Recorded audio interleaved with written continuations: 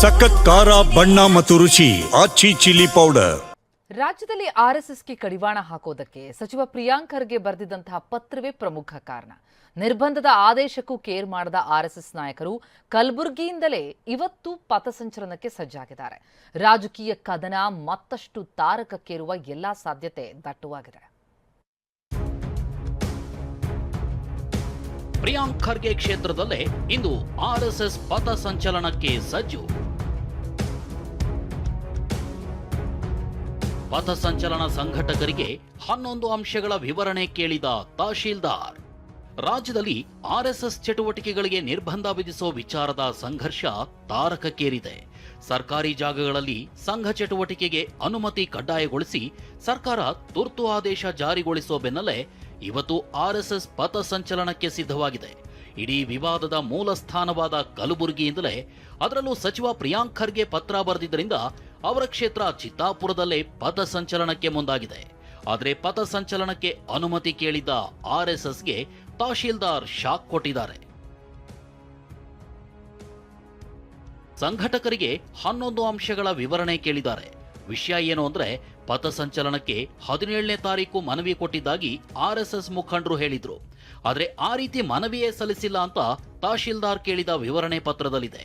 ಹಾಗಿದ್ರೆ ತಹಶೀಲ್ದಾರ್ ಕೇಳಿದ ವಿವರಣೆಯಲ್ಲಿ ಏನಿದೆ ಅದನ್ನೇ ತೋರಿಸ್ತೀವಿ ನೋಡಿ.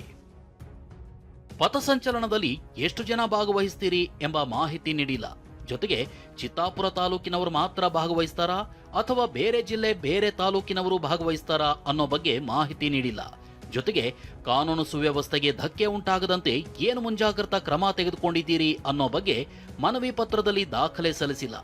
ಹಾಗೂ ಪಥಸಂಚಲನದ ವೇಳೆ ಬಳಸುವ ಲಾಠಿ ಅಥವಾ ಆಯುಧಗಳ ಕುರಿತು ಮಾಹಿತಿ ನೀಡಿರೋದಿಲ್ಲ. ಆರ್ಎಸ್ಎಸ್ ಸಂಘದ ನೋಂದಣಿ ಪ್ರಮಾಣ ಪತ್ರವನ್ನು ಸಲ್ಲಿಸಿಲ್ಲ. ಮೇಲಾಗಿ ಪಥಸಂಚಲನ ಕಾರ್ಯಕ್ರಮದ ಮೂಲ ಉದ್ದೇಶದ ಬಗ್ಗೆ ಮಾಹಿತಿ ಸಲ್ಲಿಸಿಲ್ಲ.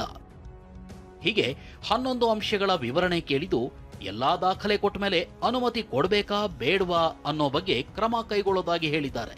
ಆದರೆ ಆರ್ಎಸ್ಎಸ್ ಮುಖಂಡರು ನಾವು ಎಲ್ಲಾ ದಾಖಲೆ ಕೊಟ್ಟಿದ್ದೀವಿ ಅಂತಿದ್ದಾರೆ. ಈವರೆಗೂ ಪಥಸಂಚಲನಕ್ಕೆ ಅನುಮತಿ ಬಗ್ಗೆ ಯಾವುದೇ ಮಾಹಿತಿ ಸಿಕ್ಕಿಲ್ಲ. ಇದರ ನಡುವೆ ಸರ್ಕಾರದ ಹೊಸ ನಿಯಮ ಜಾರಿಯಾಗಿರೋದು ಸಂಘರ್ಷಕ್ಕೆ ತಿರುವು ಕೊಟ್ಟಂತಾಗಿದೆ. ಬ್ಯಾನರ್, ಭಗವಾ ಧ್ವಜಗಳ ತೆರವು, ಬಿಜೆಪಿ ಆಕ್ರೋಶ.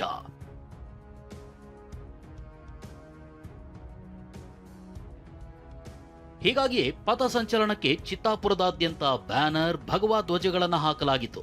ಆದರೆ ತಡರಾತ್ರಿ ಪುರಸಭೆ ಅಧಿಕಾರಿಗಳು ಎಲ್ಲವನ್ನೂ ತೆರವು ಮಾಡಿದ್ದು ಆಕ್ರೋಶಕ್ಕೆ ಕಾರಣವಾಗಿದೆ.